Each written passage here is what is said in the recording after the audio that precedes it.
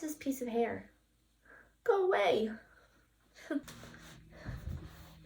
Ah, a fly in my face. Where did you come from?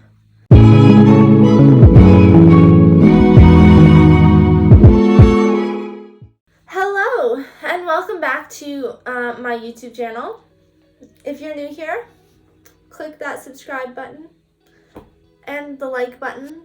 This video is going to be on questions that you guys have asked me. I asked some questions on my Instagram a couple days ago. Actually, I think it was maybe a little bit longer. Anyway, I asked for some questions on my Instagram, and if you don't follow me there, you should follow me. This is my @ So I got quite a few actually questions from there. So I'm only gonna pick some of them. And I also got some questions on my TikTok account. Most of these questions are gymnastics related, but some of them are not. A lot of them are just asking for tips and everything. So I shall answer those. I have my phone here for those questions. So we'll do that. Yeah. Anyway, I have nothing else to do during this pandemic, and I'm pretty sure that we're going into lockdown soon anyway, so might as well answer some questions and work on my YouTube channel. Okay, so let's get her started. Where's my first question? Okay, question number 1. Not related to gymnastics. Who was your favorite teacher during high school? Great question. I did not have a favorite teacher in high school. I never really bonded with any teachers. I was very quiet in class. I kind of just sat in the back of the classroom and kept to myself. So I never really talked to many teachers. I never really did that stuff. So I don't really have a favorite high school teacher, to be honest with you. But if I had to pick one, it would probably be my business teacher, Miss Caulfield. I think she was just the most chilled teacher ever. Yeah. That's all I really have to say. I don't really have a lot to talk about on that subject because I was a very quiet person. Okay, next question. What has been the hardest mental block for you to break through, and how did you overcome it? I have to think about that one. I think the hardest mental block that I've had to overcome is coming back from surgeries.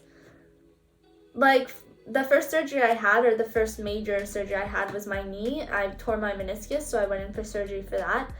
And I think that was probably the hardest mental block I had, coming back to training, just because I was nervous to block or to try anything that hurt it before, because I wasn't sure if the surgery worked or if I was going to be in pain still. And I think just the thought of that it may not have worked really freaked me out. So I was always nervous to try things or twist my knee or do something weird.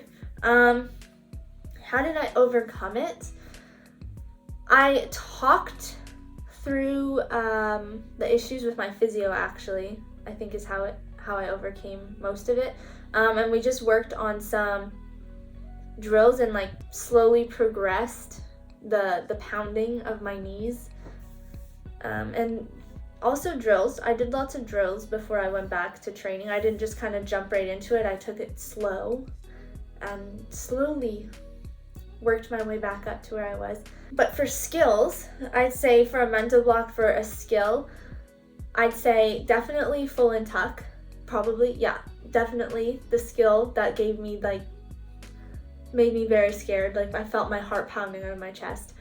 And I think the reason why I had such a big mental block with that is because it was the first skill that I learned that had twisting and flipping in it at the same time. I never did that before. I could do twisting and I could do double tucks, but I never combined it. So I think that's what freaked me out the most. And I never really knew where I was when I was learning it.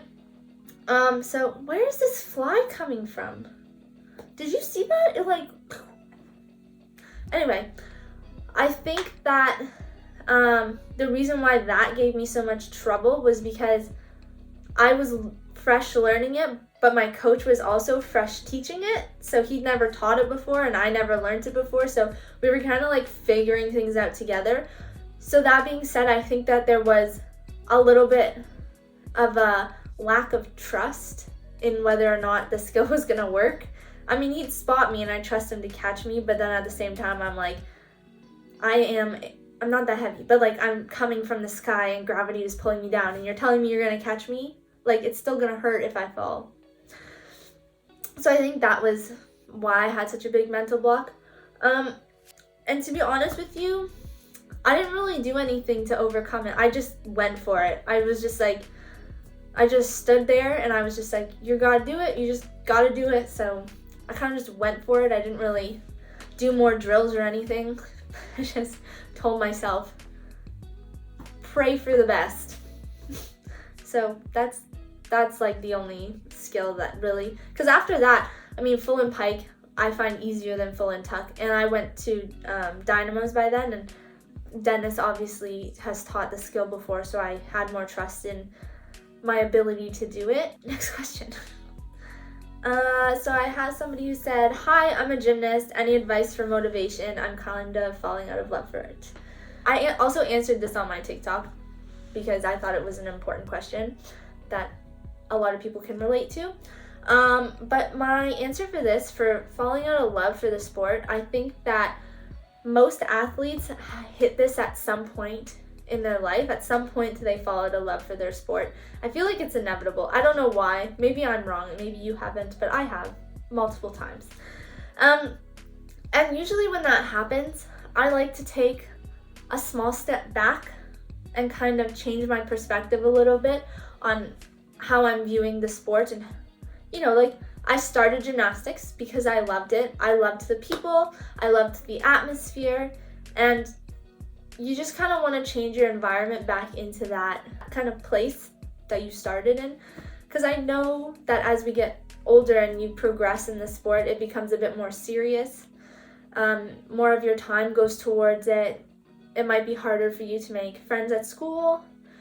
And I think that also can affect your motivation because you're kind of thinking like, is it worth it? Like, do I really want to do this? So yeah, my suggestion for that is to just take a step back and like really change your perspective on the whole thing. That's what I do anyway. For motivation though, I would say that right now, because we're in a pandemic, goal setting can be hard because we're not in competitions. So you can't set goals based off of competitions. So my advice would to be set smaller goals that you can achieve within your gym. I think that this is important just because it gives you something to work towards besides competitions. Whether it's a skill, whether it's something simple like holding a handstand for a minute without falling over or walking, like things like that. And that can also make it a little bit more fun for you and it's not so serious. I'd also talk to your coach about it. I'm sure they will have tons of things that can help you. That's why they're there. They're there to help coach, but also help make it more fun and make sure that you are still enjoying it. Yeah, I liked that. I liked that question. That was a good question. Especially right now, because motivation is super hard right now with nothing happening and with all of, like, everything is changing every minute. It feels like 1 minute we're in red zone, the next minute we're in lockdown, and I just think that motivation, like, there's nothing to do, so it's definitely tough. So I really liked that question. Any tips for facing fear? I'm going to assume that you mean tips facing fear for skills. Yes, I do have some tips. I'd say that my main tip is drills. Now, I don't know, you guys can be different, but drills always help me, especially if I'm learning a new skill. I like to do as many drills as possible. I think that drills are a really good and useful thing when you're learning a new skill, especially when you're nervous to do it. It helps you with your movement, so you learn kind of like the feeling of what it's gonna feel like, but you're not exactly doing it. Get what I mean? So that's one thing. The next one is visualization. Visualization is key, people. Key. I live by it. I freaking live by it. Okay, so I use visualization when I am standing in line. I use it at competitions. I use it so much. I use it before I fall asleep at night. If you're standing in a line and you're about to do the skill, this is where you visualize. Don't talk to anybody. Just visualize. Do the body movement. Feel it. Usually before I take a turn, I'll stand there and I'll actually move my body. I'll be like, whip, whip, whip, whip. And visualize yourself doing it. But only visualize the positive outcomes. Only. Also, if you're doing a drill, you can visualize the skill as you're doing the drill. So back roll or whatever. Just back roll and just double tuck. Kind of feel it, And the third thing that I would recommend for a tip for facing fears is that if you're about to do the skill on the floor and you're standing on the platform ready to go, do not stand there for 5 minutes, or don't stand there for a very long time, because it just gives your brain so much time to overthink and think negatively about the skill you're doing, and it'll freak you out. Don't do that. Literally just stand up there, take a deep breath, visualize your pass once, and then go. That's my tips for facing fear. Alrighty, next question. This one is not gymnastics based, but I like it. It's if you could live anywhere you wanted and have your dream job, what would they be? If I could live anywhere I wanted, I don't really know, honestly. I think that my family is so close that it would all depend on where my parents retire, and I think my brother and I would semi-live closer to them. But if that wasn't the case, I would definitely either go really far west to BC or east. I'd probably go to Halifax or something. It's probably where I would go. And for a dream job, I want to open up my own business. I'd really like to open up a tea cafe. That's probably my dream job. I want it to be very community based, so I want to bring in local artists to hang up their paintings. I'd want to do poetry slam nights. Kind of make it an artsy tea cafe. I think it'd be really cool for people to just come in and study. I also want to link it to my podcast if that ever happens. It's called Tea Talk. It's not out yet. I don't know when it'll be out. I'm trying. I just haven't really had time to do it. But I'm still working on it. But yeah, that's kind of my goal.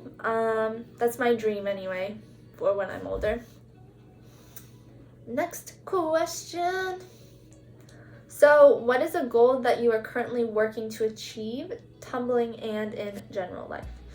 A goal I'm working for tumbling is to make World Games. That's in 2022 now, I think. Yeah, that's my main goal. That's what I've been working towards. Literally, that's the main goal I have.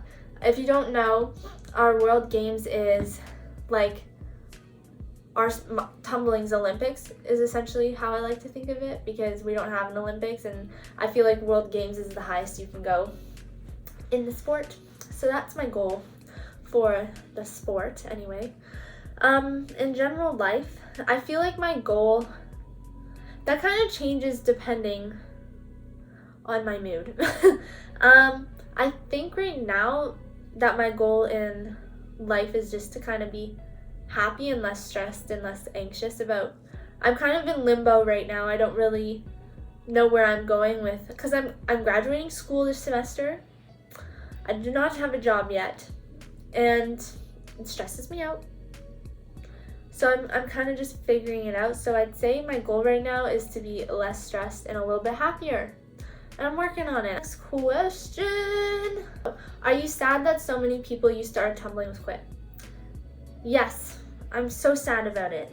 Especially the people who I have trained with, because I feel like I got really close with them, especially traveling around the world like as a team. I never really experienced I don't want to say never really experienced traveling with a team, because I did when I was in artistic, but then again, I was different back then. I was very shy, I was very kept to myself, I wasn't really outgoing. Still kind of am, but I also feel like when you're older and you're traveling, like, you just have the ability to bond with some people more. Also, I never had the experience to be able to, like, literally just leave the hotel because I'm an adult with somebody else and travel. So, like, me and my friend, when we were in Russia, we just left and went to the train station and went downtown Russia and just walked around for like hours, and it was so much fun. And we did it in Tokyo too. I did it with my roommate in Tokyo, and I've never experienced that without being with a coach or without being with like a massive group of people. So that's what I think I missed, because I made such a close bond with these people during these trips, and that's kind of sucks, because I feel like now I have to kind of bond with other people, which is fine, completely fine. It's great to make more friends, but that makes me sad. Also, there are people at competitions who like retired because they wanted to do university, or go to university, not do university, but they wanted to go to university, and that's totally understandable. But I definitely miss them. I miss the atmosphere that they gave at competitions, because they were so fun and energetic, and they made competitions less stressful for me. But I still talk to a lot of people right now through social media and stuff still, so I feel like they're still there. They're not gone forever, which is always good. Those are all the questions I got. I hope I answered them okay for you guys. I don't know, this is the first time I've done like a Q&A before, so hopefully it turned out okay. I wanted to try and do a Amazon haul. I always like those. I watch those videos all the time, and I'm like, I should try one of those, but I don't have money. So when I start piling things up, maybe I'll do one. I hope you enjoyed this video, and hopefully I'll be making more YouTube videos. I don't know, we'll see. And hopefully I'll make a podcast. So much happening. I hope you guys are staying safe, keeping your social distancing happening. And yeah, thanks for watching. Don't forget to subscribe and follow my Instagram and TikTok. Bye.